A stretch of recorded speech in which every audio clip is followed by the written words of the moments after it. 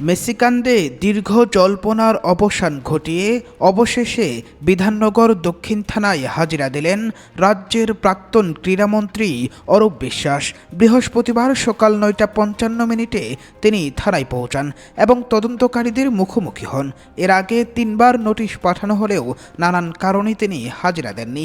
ফলে তার থানায় উপস্থিতি ঘিরে রাজনৈতিক ও প্রশাসনিক মহলে ব্যাপক কৌতূহল তৈরি হয়েছিল। প্রায় ৩ ঘন্টারও বেশি সময় ধরে তাকে জিজ্ঞাসাবাদ করা হয় এবং পুরো প্রক্রিয়ার ভিডিওগ্রাফিও করা হয়। প্রিয় দর্শক, আজকের ভিডিওটি শেষ পর্যন্ত দেখবেন। দেখার আগে কমেন্টে জানিয়ে দিবেন কোন জায়গা থেকে ভিডিওটি দেখছেন। অরূপ বিশ্বাস ইতিমধ্যেই কলকাতা হাইকোর্টের কাছ থেকে সাময়িক রক্ষাকবচ পেয়েছেন।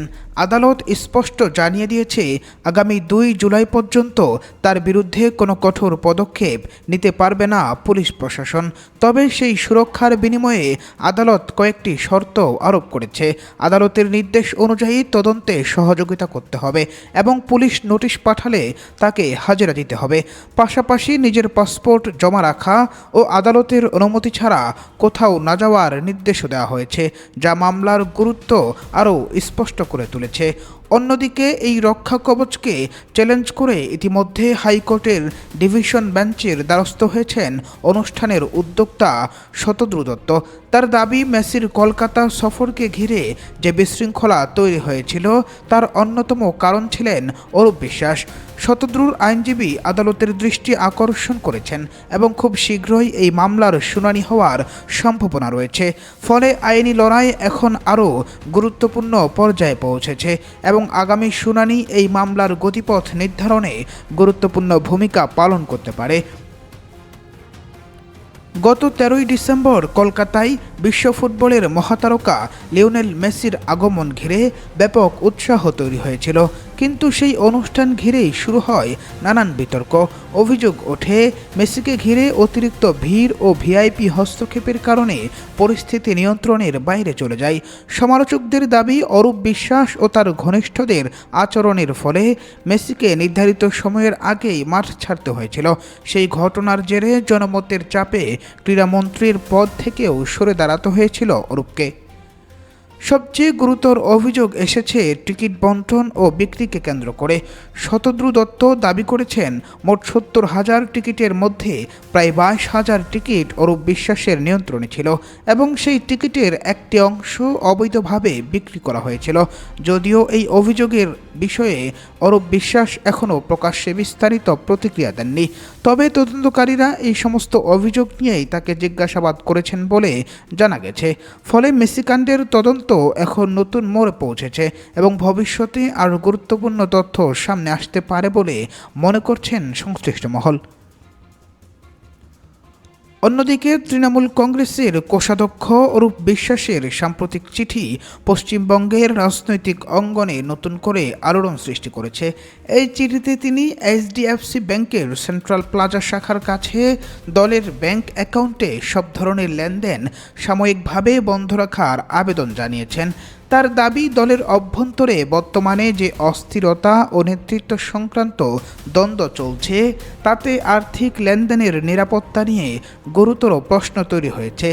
ফলে পরিস্থিতি স্বাভাবিক না হওয়া পর্যন্ত অ্যাকাউন্ট ফ্রিজ করে রাখাই হবে সবচেয়ে নিরাপদ পদক্ষেপ। চিঠিতে অরূপ বিশ্বাস উল্লেখ করেছেন, সাম্প্রতিক সময়ে বহু সাংসদ দল ত্যাগ করেছেন এবং একাধিক বিধায়ক প্রকাশ্যে বিদ্রোহ ঘোষণা করেছেন। এর ফলে দলের সাংগঠনিক নিয়ন্ত্রণ কার হাতে রয়েছে তা নিয়ে অনিশ্চয়তা তৈরি হয়েছে।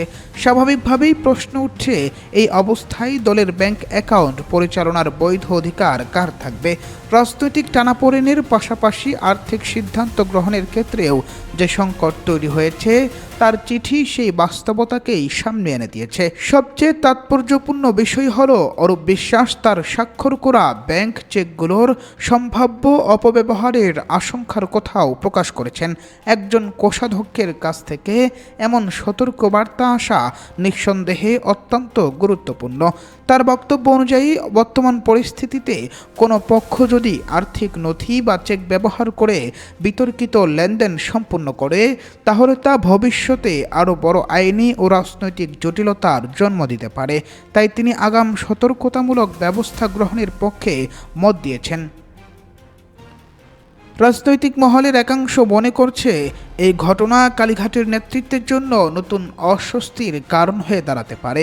ভোট পরবর্তী সময়ে দলীয় ভাঙ্গন, নেতাদের বিদ্রোহ এবং নেতৃত্ব নিয়ে প্রশ্নের মধ্যেই এবার আর্থিক ব্যবস্থাপনা নিয়ে প্রকাশ্যে উদ্বেগ সামনে এলো।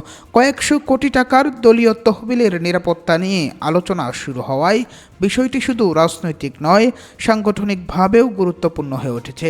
ফলে তৃণমূলের অভ্যন্তরীণ সংকট যে আরও গভীর হয়েছে সেই ধারণায় জোরালো হচ্ছে। তবে এই ঘটনার সবচেয়ে বড় রাজনৈতিক প্রশ্ন হলো, অরূপ বিশ্বাস কি মমতা বন্দ্যোপাধ্যায় ও অভিষেক বন্দ্যোপাধ্যায়ের পরামর্শক্রমে এই পদক্ষেপ নিয়েছেন, নাকি এটি তার ব্যক্তিগত ও সাংগঠনিক উদ্বেগের বহিঃপ্রকাশ? এখনও এই বিষয়ে দলীয় নেতৃত্বের তরফে স্পষ্ট কোনো ব্যাখ্যা সামনে আসেনি। একই সময়ে মেসি অনুষ্ঠান বিতর্ককে কেন্দ্র করে অরূপ বিশ্বাসকে ঘিরে নতুন বিতর্ক তৈরি হয়েছে এবং সেই মামলার শুনানি হাইকোর্টে পৌঁছেছে। সব মিলিয়ে তৃণমূল কংগ্রেসের জন্য বর্তমান পরিস্থিতি রাজনৈতিক, সাংগঠনিক ও আর্থিক তিন ক্ষেত্রেই এক জটিল চ্যালেঞ্জের রূপ নিয়েছে। অরূপ বিশ্বাসকে ঘিরে তৈরি হওয়া বর্তমান পরিস্থিতি তৃণমূল কংগ্রেসের জন্য একাধিক দিক থেকে বড় চ্যালেঞ্জ তৈরি করেছে।